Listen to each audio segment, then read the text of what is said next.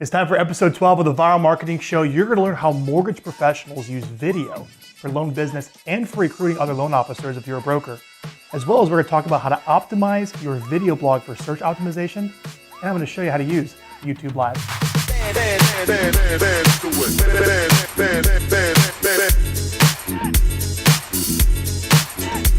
All right, so it's time for episode 12. Thanks so much for tuning in. I'm with my great friend Scott here, our head of new business. I'm Frank Klezitz with Vyral Marketing, and today on the show, we're going to cover a whole bunch of topics with regard to how mortgage professionals can use video, video blog SEO. We're going to talk about how to use YouTube Live. But first, before we get into the show, I do want to let you know, go to our website, getvyral.com, and I want you to download, if you haven't already, download the official video marketing plan that we recommend for you and for all of our clients, any independent business owner or professional entrepreneur that needs to reconnect with your number one business asset. That's your database. It's your customers, past clients, centers of influence, people that you know. And in that plan, we go through how to reconnect and how to use video to communicate with it. And that's where everything starts, especially for our Vyral Marketing clients. That's where you all start. And then everything on these shows we talk about is really how to complement that core plan. So I want to make sure that you download that and you get that. And Scott, you just came back recently from a trip to Puerto Rico? Yeah, I was in Puerto Rico. Unfortunately, the weather wasn't perfect like beach weather. It was a little windy and rainy, but it was beautiful down there. And I was at the Finance of America annual mortgage event that they put on with all of their top loan officers. And I got to speak for about 10 minutes and kind of explain on how video can complement what they're doing to grow their business, not only by recruiting loan officers, but also by working with more referral partners to generate buying leads, essentially, working with new first-time buyers or repeat buyers. Great. Yeah. So in mortgage, you have loan officers that are ones actually going out and getting the loan business. And you also have the branch managers. Correct. Where the loan officers work. So for a loan officer, let's talk about how you would use video marketing to help you attract business, which is the whole mission of our show. Absolutely. Attract business, stay in touch with people so they seek you out to write a loan as opposed to you having to chase them down. And as well as for a branch manager, your goal is to recruit loan officers and lead your loan officers to be successful. How would a branch manager actually use video marketing to help recruit and strengthen the relationships with the loan officers they're either recruiting or the ones they have currently in their branch? Yeah. Right? So let's talk about just loan officers first. How did you share down at that event how a loan officer would use Vyral Marketing to get results? Well, you always start off, Frank, with a list. So with a loan officer, you have a list of referral partners, and that can be anyone from a realtor to a lawyer to anyone that's going to refer you business. You also have a list of obviously past clients and people in your sphere of influence. So doing the video marketing plan that we suggest, obviously, 2 videos a month that you send out to those lists, that's how you're going to stay in front of and educate your referral partners on what's going on, not only with the loan business, but bringing very valuable and educational information to that audience is going to help leverage yourself above other loan officers in your market. Mm-hmm. And for those of you who are loan officers, the majority of your business probably comes from your referral partners, mostly real estate agents who send you deals. But as well as you also have past clients and people that you know that may need to buy or sell a home so you can write a loan. And if you stay in touch with your past clients and the people you know as a loan officer, you might produce an actual listing or buyer lead that you can give to your real estate partners, which should be probably very helpful. Absolutely. For that. Yeah. Especially if you bring that lead to a referral partner, let's say a top agent who you actually want to get some business from. You say, hey, Mr. and Mrs. Top Agent, I would love to be able to write loans for you. Here's a lead, here's a seller. Can you give me permission to write the loan on this one? And now it's kind of a fox in the hen house thing if you're now a mortgage broker getting the ear of this top agent that everyone else is trying to get the ear of, right? Yeah, absolutely. Something to keep in mind. When it comes down to the actual content, if you're a loan officer for your video blog, you can certainly go very narrow, where it's like, say for example, the San Diego mortgage blog. Challenge, I don't think that's a very wide scope thing that people are gonna be very excited to hear about mortgages necessarily every 2 months. So what we recommend is you actually widen the scope. If you're a loan officer, just call it the local real estate blog. There's no reason why you as a loan officer couldn't just create a local real estate show, what's going on in real estate, Q&A about real estate, about the community, and you can invite your referral partners in as guests, which adds value, gives a reason to meet with them, speak with them, bring value to them. They can share those videos with their database. I was actually at a conference, a very top mortgage professional, and he said the way that he got so many great referral partner relationships set up was he had a radio show, and he would invite these top referral partners, mostly real estate agents, onto his radio show. So he contacted them as a radio show host to help them market, as opposed to, hey, I want to write your loan business. Right. And that's how he got the appointment. He built the relationship. Yeah. Yeah. Right? It's huge. So that's something you look to in a loan officer, to stay in touch with your database and include your real estate referral partners and on your videos, including any other referral partners. But let's also move now to branch managers. How can branch managers use video marketing to help increase the recruits, loan officer working for your branch? Yeah, so I mean, a lot of the content that you just went through, Frank, would be the same. I mean, the difference is the list. You're gonna be going out and showcasing not only the audience and like the content that you're doing with the referral partners and all that to loan officers that you want to bring in, but also you want to be interviewing your loan officers as a branch manager on the success that they're having, essentially in the systems that you're providing, and what's your unique sales proposition to work at this branch compared to someone else. Okay. Right. Yeah, so what you're saying, Scott, is as a branch manager, you can start a sales coaching and training video blog, or mortgage sales and marketing training video blog, if you will, where you start interviewing your own loan officers about what they're doing to be successful and write more loans and build their business. Mm-hmm. You could even interview, maybe even through like a YouTube Live, which we're going to share later today, other mortgage professionals from around the country and what they're doing to be successful. This doesn't have to be locally here on the show. I'll show you YouTube Live here in a minute. But the whole idea behind, as a branch manager, it's about publishing educational content to help make your loan officers more productive. And you start a blog like that and to showcase the success of all the people who have joined your brokerage and why they've joined yours, or your branch rather, to fulfill their loan business. Absolutely. Right? So that's our biggest tip. If you're in mortgage, whether you're a loan officer or a branch manager, that's how we'd use video marketing to get some really great results. All right, so it's time for the second segment of our show. We like to answer a question from a client, or anyone here. If you have a question, if you're watching this, feel free to submit it.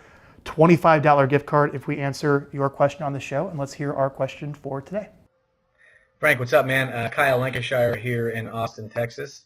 I was Googling our real estate team the other day just to see what would come up, and noticed that our Live in Austin video blog with y'all was ranking about 4th or 5th on that Google search when I ran it. So my question for you is, do you have any tips that would help us get that video blog ranked as a number 1 or number 2 result when someone Googles us?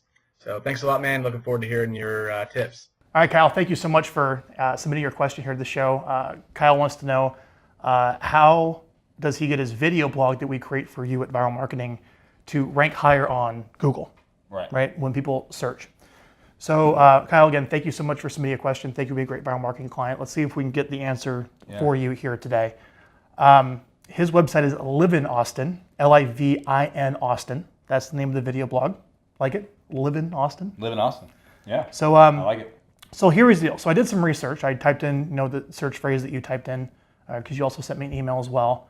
The blog ranks 6th, the 6th result on the Google search results for Lancashire Group Austin, which is pretty good. It definitely is the first page, so that's good. But what's even better, there's certainly no problem here, because every single result before that is all him as well. Oh, okay. It's his Facebook page, it's his other website, I think there's like a Yelp result on there. What's really cool is one of his viral videos ranks like number 3 or 4. An actual video from YouTube shows up in the organic Google search results. Which is great too, because normally you have to click video to see where those are coming up, right? Correct. Yeah. So first off, I would say, Kyle, there's really no need for you to even be thinking about SEO on this, because you already own the page with regard to that keyword term. It's just other pages are outranking you on that, and probably because it's like Facebook or something that has more authority than maybe the blog that we've only started relatively recently. Right, and the amount of content that goes back to too, that maybe he's been posting a lot more content on Facebook for a longer period of time, right? But to answer, possibly. Yeah.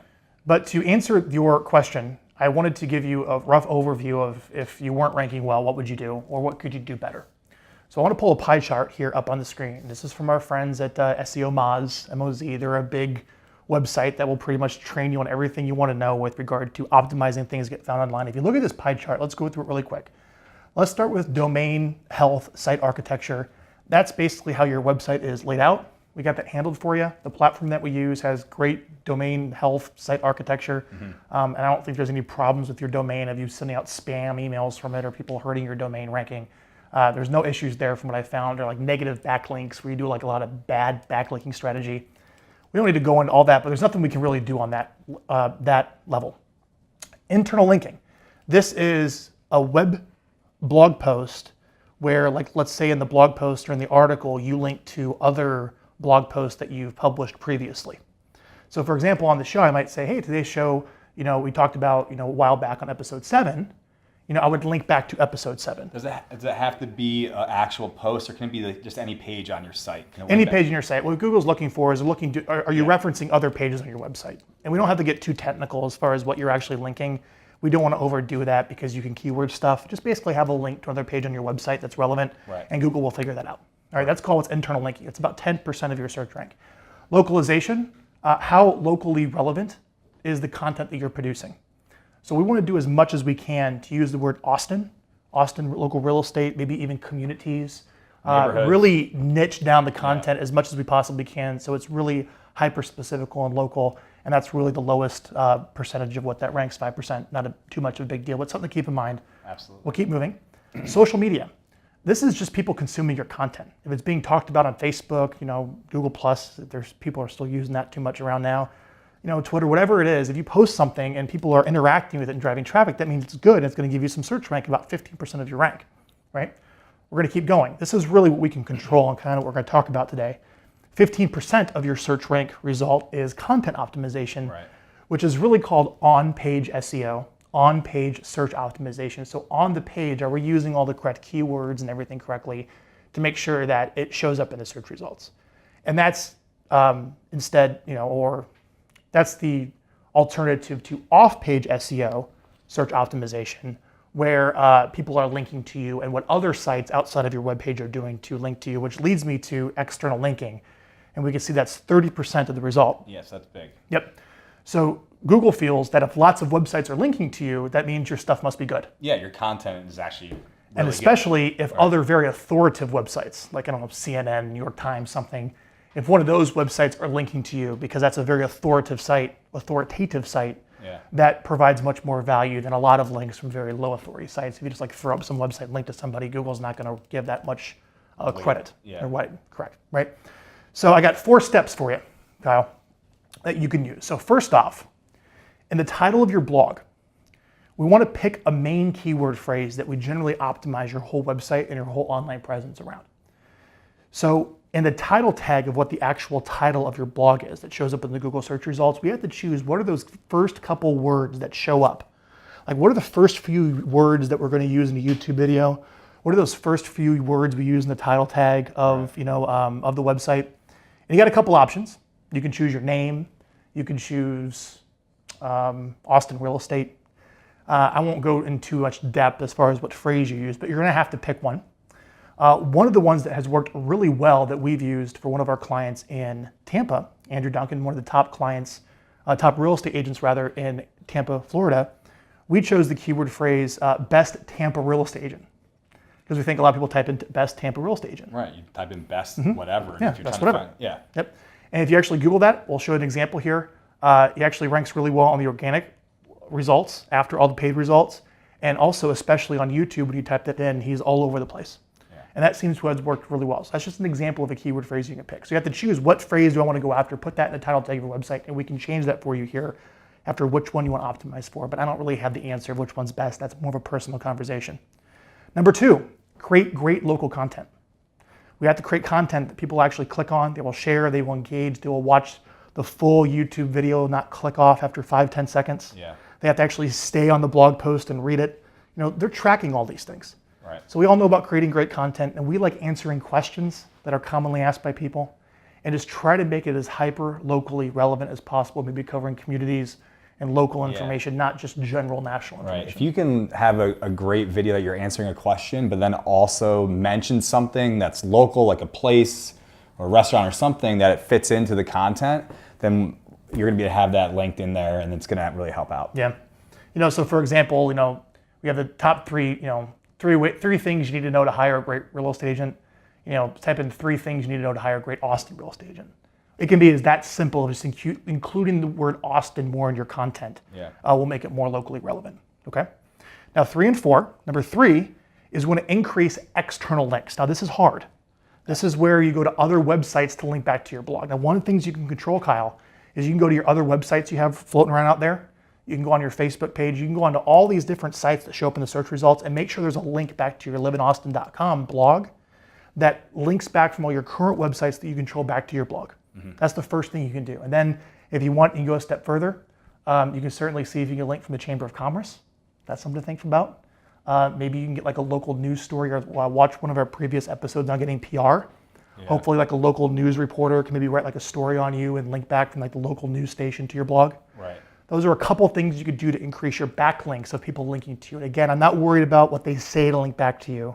We're not going to go too deep into that, but just generally overall increasing the backlinks to that site. All right. And then finally, like we spoke about before in that pie chart, is increasing your internal links. When you publish a blog post or a video, in that write-up, make sure you tell us here at Vyral Marketing or writers, but always try to maybe reference a previous video, reference something else on your site, so we can include a link or two in the actual article write-up that we write to complement every video that you publish that links to another page on your website. Yeah. So when Google sees all those internal links on your website, that's going to help your search rank, right? So in summary, top 4 things you can do to increase your SEO of your video blog. Pick a main keyword phrase, you optimize everything around, put that in the title tag of your video blog right at the very beginning. Create great local content. Use, for those of you in real estate, use the name of your city as much as you possibly can, even neighborhoods or communities.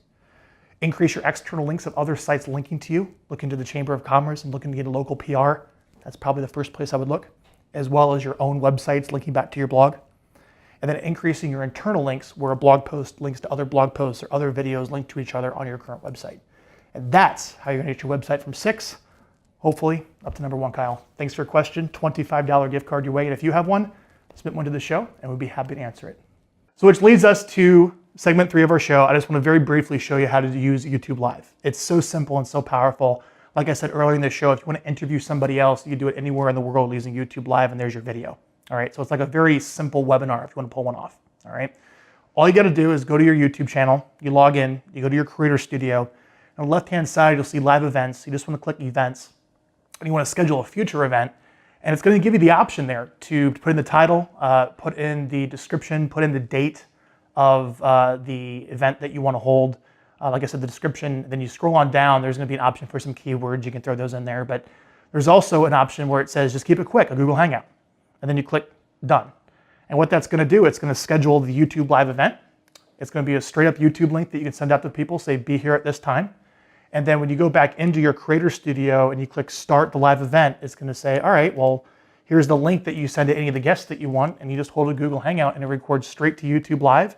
And when it's done, it just saves it right there on YouTube on your channel to that same YouTube link that you sent out to everyone for the live event. Yeah. How simple is that, right? So if you ever have to do a live event or you want to interview somebody and you want to automatically record to YouTube, that's how you do it. And you'll start seeing more of those, I won't call them Hangouts, I'll call them YouTube live events, right, using the Google Hangout engine. But YouTube live events, you'll see us doing more of those here at Vyral, interviewing you, our clients. But we recently just did one with our friend Jeff Manson over at Real Geeks. We run a show called Keeping It Real. And here I included in the links below where you can actually see the replay of the show that I did with Jeff using YouTube Live of exactly how it works. It was super simple. So that's it for our show this week. Thank you. Thank you so much for watching these. If you want to subscribe to our show, we're on iTunes, obviously on YouTube, and you can also go to our website, getvyral.com, opt in for our VIP list to get our weekly newsletter. It goes out every Saturday, includes the latest show, full show notes, full write-up, put a lot of work into those, as well as our best videos that we publish for clients that we vote on, the top performing emails, and even more, some success stories. We include that weekly newsletter for you to check out that goes out every Saturday. Thanks so much for watching, and we'll see you next time. Dance to